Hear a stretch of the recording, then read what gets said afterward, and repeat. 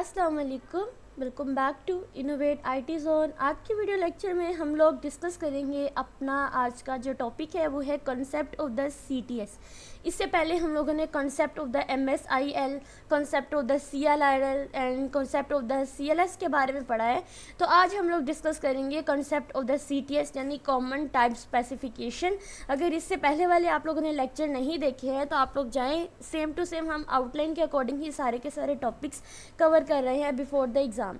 तो सबसे पहले सीटीएस हमारे पास डॉट नेट फ्रेमवर्क में होता क्या है, इसका इंट्रोडक्शन देख लेते हैं। CTS stand for the common type system, यानी हमारे डॉट नेट फ्रेमवर्क का एक क्रूशियल कंपोनेंट होता है जो इस चीज़ को इंश्योर करता है कि आपकी डिफरेंट प्रोग्रामिंग लैंग्वेजेस में इंटरऑपरेबिलिटी हो और कंपैटिबिलिटी हो। इंटरऑपरेबिलिटी के बारे में हम लोग प्रीवियस लेक्चर से ही डिस्कस करते आ रहे हैं कि जहाँ पर दो या दो से ज़्यादा लैंग्वेजेस जो होती है वो एक दूसरे को यूज़ कर सकती हैं। यानी सी हैश का कोड लिखते हुए अगर हम लोग उसको VB.NET के अंदर भी यूज़ करना चाहें तो इसको हम इंटरऑपरेबिलिटी भी कह सकते हैं, इसको हम लोग इंटरचेंज भी बोल सकते हैं। उसके बाद कंपैटिबिलिटी का मतलब क्या होता है कि जो चीज़ हम लोग एक प्रोग्रामिंग लैंग्वेज के लिए यूज़ कर रहे हैं मेक श्योर बनाएं कि वो अगली जो दूसरी प्रोग्रामिंग लैंग्वेज होती है उस चीज़ के लिए भी हो, यानी दोनों में सेम चीज़ें होनी चाहिए। जो दोनों चीज़ें जो होती हैं दोनों प्रोग्रामिंग लैंग्वेजेस के लिए सपोर्टेबल हों, इस चीज़ को हम कंपैटिबिलिटी बोलते हैं। तो कॉमन टाइप सिस्टम में हम लोग बेसिकली डाटा टाइप्स जो होती हैं प्रोग्रामिंग लैंग्वेज में, you know what, data type से ही हम लोग अपनी जो किस टाइप का डाटा ले रहे हैं उस चीज़ को हम लोग इंश्योर करते हैं। तो हम लोग कॉमन टाइप सिस्टम जो होते हैं इसमें भी हम लोग इसी चीज़ को ही इंश्योर करेंगे।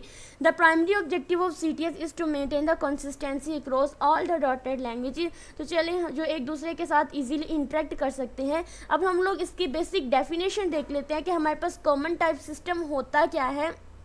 बेसिकली ये एक स्पेसिफिकेशन होती है जो इस चीज़ को डिफाइन करती है कि आपने जो डाटा टाइप्स होती हैं उसको कैसे डिक्लेयर करना है। जैसे अगर हम लोग आगे आगे डिस्कस करेंगे तो मैं आप लोगों को एग्जांपल से ही समझाऊंगी कि किस तरह से हम लोग डिफरेंट प्रोग्रामिंग लैंग्वेज में डाटा टाइप को यूज़ करते हैं जबकि उनका जो बिहेवियर होता है, उनका जो काम होता है वो सेम ही होता है। बस ये हमारे पास क्या होता है, हमारे .NET लैंग्वेजेस में स्टैंडर्ड्स होते हैं जो डिफाइन करते हैं कि हमने किस तरह की लैंग्वेजेस के लिए कौन कौन सी डाटा टाइप्स, हमारे सीटीएस ने किस चीज़ को, इस फ्रेमवर्क को किस तरह से यूज़ करना है, किस तरह से ये डाटा टाइप हमारे जो .NET फ्रेमवर्क होता है इसको यूनिक बनाता है, ये हम लोग इस सीटीएस के अंदर ही डिस्कस करेंगे। सबसे पहली बात, सीटीएस का रोल क्या होता है .NET फ्रेमवर्क में। टाइप कंपैटिबिलिटी जो हम लोग हर बार डिस्कस करते आ रहे हैं, तो यहाँ पे टाइप कंपैटिबिलिटी यही होता है कि जितनी टाइप्स होती हैं सारी की सारी .NET लैंग्वेजेस होते हैं उनमें कॉमन होनी चाहिए। अगर मैं इंटीजर ले रही हूँ तो वो किसी दूसरी प्रोग्रामिंग लैंग्वेज के लिए भी इंटीजर ही होनी चाहिए, दोनों के काम सेम होने चाहिए। अदरवाइज क्या होता है कि कोई ना कोई इशू आ जाता है। उसके बाद लैंग्वेज इंटरऑपरेबिलिटी, यानी अगर आपने एक सी हैश में क्लास को डिफाइन किया है तो आप इसको VB.NET या F हैश में भी एक्सेसिबल कर सकते हैं। क्यों एक्सेसिबल कर सकते हैं? क्योंकि अगर ये दोनों के दोनों CTS रूल्स को फॉलो करते होंगे। उसके बाद टाइप सेफ्टी ये है कि बगैर किसी भी डाटा लॉस के आप इन दोनों के दरमियान में कन्वर्जन कर सकते हैं। यानी अब ये है कि एक टाइप से हम दूसरी टाइप में भी इसको कन्वर्ट भी कर सकते हैं विदाउट द डाटा लॉसिंग। इस चीज़ को भी हम लोग क्या बोलते हैं, ये हमारे CTS का बेसिक रूल होता है।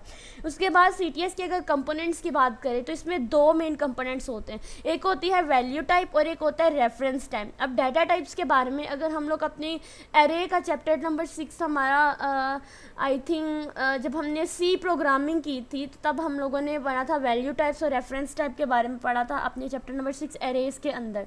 अदरवाइज अगर चैप्टर की डिस्कस नहीं करें, लेकिन हमने इन दोनों चीज़ों को हमने डिस्कस किया हुआ था।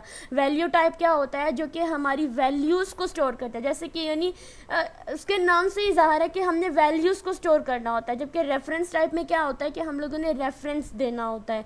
अब वैल्यू टाइप में अगर इसकी डेफिनेशन करें तो हमारी मेमोरी पे यानी बैकएंड पे क्या होता है कि वैल्यू जाकर स्टोर होती हैं।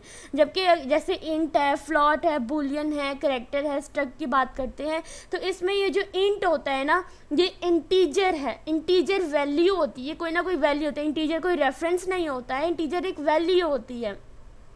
फ्लोटिंग की बात करते हैं तो फ्लोट भी एक वैल्यू होती है। इसी तरह से एक सिंगल करैक्टर भी हमारे पास एक वैल्यू होता है। अब हमारे पास स्ट्रिंग क्या होती है, एक क्लास हम बनाते हैं, वो हमारे पास रेफरेंस होता है, वो बिल्कुल एक स्ट्रिंग की तरह ही होता है। स्ट्रिंग डाटा टाइप होती हैं, एरेज होती हैं, डेलीगेट्स होते हैं, इंटरफेस होते हैं, ये सारे के सारे हमारे पास रेफरेंस होते हैं और ये बैकएंड पे हीप मेमोरी के अंदर जाकर स्टोर होते हैं। ठीक है, मेन बात आप लोगों ने कंपोनेंट्स ऑफ CTS में ये याद रखनी है कि जब हम वैल्यू टाइप को डिस्कस कर रहे हैं तो वैल्यू टाइप में हमारे पास इनकी वैल्यू जो होती है बैकएंड पे स्टैक मेमोरी के अंदर स्टोर होती है। ठीक है, और इसमें कौन कौन से आते हैं, int, float, Boolean, character, struct आती हैं। तो इसकी जो कैरेक्टरिस्टिक्स क्या होता है, इसका बेसिक काम क्या होता है कि जो हमारी वैल्यू होती है उसकी कॉपी जो है वो सेपरेट लोकेशन पे जाके स्टोर होती है, उसकी कॉपी स्टोर होती है वैल्यू की, एक्चुअल वैल्यू की जगह पर उसकी कॉपी वैल्यू स्टोर होती है। इसी तरह से अगर हम रेफरेंस की बात करते हैं तो रेफरेंस की भी कॉपी ही जाकर स्टोर होती है हीप मेमोरी के अंदर, उसकी एक्चुअल मेमोरी का एक्चुअल वैल्यू जो होती है, एक्चुअल रेफरेंस होता है, वहाँ पर जाकर स्टोर नहीं होता है। और इसमें अंदर बेसिकली हम पॉइंटर्स की बात भी करते हैं। जो पॉइंटर्स होते हैं, एरेज पॉइंटर्स होते हैं, ये रेफरेंस को ही रेफर कर रहे होते हैं। ठीक है, उसको आप लोगों को इस चीज़ की अंडरस्टैंडिंग हुई होगी। अदरवाइज़ मेरे प्रोग्रामिंग के जो प्लेलिस्ट है वहाँ पर भी इनके बारे में डिटेल से डिस्कस किया हुआ है। एक जो हम आगे कोर्स करेंगे ना, यानी इसी के आउटलाइन में हमारे पास C# की फंडामेंटल्स जब हम डिस्कस करेंगे वहाँ पर मैं इनको आपको साथ साथ में एक्सप्लेन भी करती जाऊँगी। उसके बाद आता है कॉमन टाइप्स इन CTS के अंदर कॉमन टाइप्स क्या होती हैं। देखो जैसे यहाँ पर लिखा हुआ है system.int32, तो ये बेसिकली हमारी ये रेफ़र कर रहा था कि जो हमने डाटा टाइप जो है इंट, ये जो इंट डाटा टाइप हमने यूज़ करना है ये 32 बिट इंटीजर लेती है मेमोरी के अंदर स्टोर होने के लिए। सिस्टम के अंदर 32 बिट इंटीजर की वैल्यू को स्टोर करती है। ठीक है, अगर मैं इसको C# के अंदर करवाना चाहूँ तो डिफरेंट हम लोग इसको इंट के तौर पर लिखते हैं, लेकिन जब मैं इसको VB.NET के अंदर स्टोर कराना चाहती हूँ या इसको टाइप करना चाहती हूँ तो मैं इसके लिए पूरा इंटीजर टाइप जो है वो यूज़ करूँगी। जब मैंने इसको C++, C#, जावा इसके अंदर लिखना है तो मैं सिंपल इंट यूज़ करूँगी, लेकिन अगर मैंने इसको VB.NET के प्रोजेक्ट के अंदर यूज़ करना है तो इसके लिए प्रोग्रामिंग लैंग्वेज इसके लिए पूरा इंटीजर लिखूँगी। लेकिन डिफरेंस कोई भी नहीं होगा, डिफरेंस बस ये होगा कि मैंने इसको लिखना इस तरह से है जबकि दोनों का जो बिहेवियर है, दोनों का जो काम है वो सेम है, वो इंटीजर वैल्यू को ही स्टोर करते हैं और डिक्लेयर करते हैं। उसके बाद अगर मैं system.string की बात करती हूँ तो स्ट्रिंग जो होता है CTS के अंदर क्या करता है कि ये आल प्रोग्रामिंग के अंदर वो सारी की सारी प्रोग्रामिंग जो .NET को सपोर्ट करते हैं, वो सारी प्रोग्रामिंग लैंग्वेजेस जो हमारी .NET लैंग्वेज को सपोर्ट करते हैं उनमें हम लोग स्ट्रिंग जो होता है सेम स्ट्रिंग डाटा टाइप ही यूज़ करते हैं हर एक के लिए, क्योंकि इसका काम ही क्या होता है, स्ट्रिंग डाटा टाइप्स को ही स्टोर करना इसका काम होता है। उसके बाद टाइप्स कन्वर्जन इन CTS के अंदर देखिए, टाइप कन्वर्जन में देखें तो यहाँ पर 2 तरह की टाइप्स कन्वर्जन होती हैं और ये शॉर्ट क्वेश्चन के लिए एक इम्पोर्टेंट है। एक होते हैं इम्प्लिसिट कन्वर्जन और एक होती है एक्सप्लिसिट कन्वर्जन। इम्प्लिसिट कन्वर्जन में क्या होता है कि ऑटोमेटिकली जो होता है वो डाटा को स्टोर कर लेता है, कन्वर्ट कर लेता है। जैसे देखो अगर मैं यहाँ पर इसको नेक्स्ट लाइन में कर देती हूँ, अगर यहाँ पर देखें int num is equal to 10 है, यानी एक नम है उसको मैंने 10 वैल्यू के अंदर कन्वर्ट किया है। फिर मैं अगर चाहती हूँ कि इसको मैं लॉन्ग के अंदर कन्वर्ट कर दूँ, लॉन्ग भी हमारे पास एक डाटा टाइप है जो बड़ी वैल्यूज़ को स्टोर करने के लिए हम लोग इसको यूज़ करते हैं। जो लॉन्ग होता है ना वो इंट से बड़ा होता है, ठीक है, बिग नंबर को स्टोर करने के लिए हम यूज़ करते हैं। मैं चाहती हूँ ये जो इंटीजर टाइप है ना इसको मैं बड़े नंबर के अंदर स्टोर कर दूँ, तो मैं क्या करूँगी, सिंपल यहाँ पे इस नम को इस वाले जो डाटा टाइप है इसके अंदर जो है इसको असाइन कर दूँगी। ठीक है, लेकिन जब मैं एक्सप्लिसिट कन्वर्जन की बात करती हूँ तो एक्सप्लिसिट कन्वर्जन में क्या होता है, ये ऑटोमेटिकली कंपैटिबल नहीं होता है कि डाटा टाइप्स को स्टोर कर सके, इसी एक्सप्लिसिटली डाटा को स्टोर करता है, एक्सप्लिसिटली डाटा में कन्वर्जन करता है। जैसे देखो मैंने अगर डबल लिखा हुआ है नम 9.8, तो यहाँ पर देखो 9.8 वैल्यू को मैं चाहती हूँ कि मैं इसको अब इंटीजर में कर दूँ। अब ये जो 9.8 है ना ये छोटी डबल जो होती है ये इंटीजर से छोटी वैल्यू होती है, ठीक है, क्योंकि इंटीजर जो होती है 32 बिट लेती है। देखो मैंने क्या करना है, मैंने इस डबल को इंटीजर के अंदर कन्वर्ट करना है। तो यहाँ पे जो इंट है होल नंबर, तो क्या होगा कि जब मैंने एक्सप्लिसिटली किया था तो मैंने यहाँ पे सिंपल नाम लिखा था, इसके साथ कोई भी डाटा टाइप नहीं लिखी थी, बल्कि ये क्या कर रहा था, ये ऑटोमेटिकली ही डाटा को स्टोर कर रहा था, डाटा को कन्वर्ट कर रहा था। लेकिन जब मैंने इसको कन्वर्ट करना है, एक्सप्लिसिटली कन्वर्ट करना है, तो मुझे साथ में उसको डाटा टाइप देनी पड़ेगी।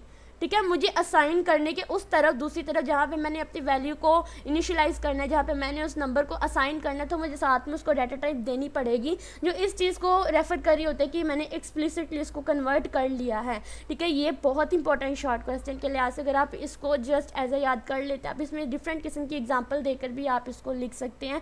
फॉर एग्जाम्पल अगर मैं यहाँ पे इंट लिखती, अगर मैं इसको इम्प्लिसिटली करती तो मुझे यहाँ पे सिंपल नम लिखने, ये इंट लिखने की ज़रूरत ना पड़ती। लेकिन अगर मैंने इसे एक्सप्लिसिटली करना है तो मुझे साथ में इसको ऑटोमेटिकली ये कंपैटिबल नहीं होगा कन्वर्ट करने के लिए, इसके साथ कोई ना कोई डाटा टाइप देनी पड़ेगी जो इस बात को इंश्योर करेगा कि आपने इसको कन्वर्ट कर लिया है। ऑटोमेटिकली तो नहीं, लेकिन हमने इसको खुद से कन्वर्ट कर लिया। एक्सप्लिसिटली का मतलब होता है कि बाइट से हमने इसको एक्सप्लिसिटली ही कन्वर्ट कर लिया, इम्प्लिसिट का मतलब होता है ऑटोमेटिकली कन्वर्ट हो गया है। ठीक है, तो सो ये लेक्चर आप लोगों के लिए हेल्पफुल रहा होगा। तो CTS से रिलेटेड जितने भी टॉपिक्स थे, तमाम पॉइंट मैंने इस वीडियो के अंदर क्लियर कर लिए हैं। इससे रिलेटेड कोई भी आप लोगों का क्वेश्चन हो, आप लोग प्लीज़ मुझे कमेंट सेक्शन में ज़रूर पूछा करें, मैं आपको ज़रूर से रिस्पॉन्स करूँगी। Thank you.